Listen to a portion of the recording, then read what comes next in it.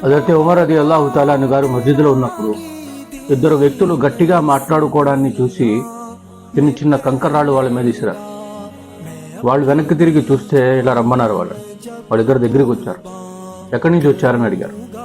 Taif నుంచి వచ్చామన్నారు. ఒకవేళ మీరు తాయిఫ్ నుంచి కాకుండా మదీనా వాళ్ళు అయి ఉంటే ఇంతలా కొట్టేవాళ్ళని, మిమ్మల్ని కొట్టి కొట్టి మీ ముఖాలని రక్తంతో తడిపించేవాడిని. అల్లా గృహంలో గట్టిగా మాట్లాడతారు, బుద్ధి లేదా మీకు అని. మనం కూడా మస్జిద్లని ఇల్లులు అనుకున్నట్టు భావనతో ఉన్నాం. ఇంట్లో ఉన్నట్టు మస్జిద్లో ఉంటాం, గట్టిగా మాట్లాడుకోవడం. కొంతమంది అయితే గొడవలు కూడా చేసుకుంటారు. అల్లా క్షమించాలి, కొంతమంది కొట్టుకునే వాళ్ళు కూడా ఉన్నారు. పిఎం ఆఫీసులోనో వెళ్తే పిన్ డ్రాప్ సైలెన్స్ అయిపోతారు. నోట్ల నుంచి ఒక్క మాట కూడా రాదు బయటికి. కానీ అల్లా గృహంలోకి వెళ్ళేసరికి అవన్నీ మర్చిపోతారు. మస్జిద్ యొక్క ప్రోటోకాలే తెలియదు వాళ్ళకి. ఇష్టం వచ్చినట్టు ఉంటారు మస్జిద్లో.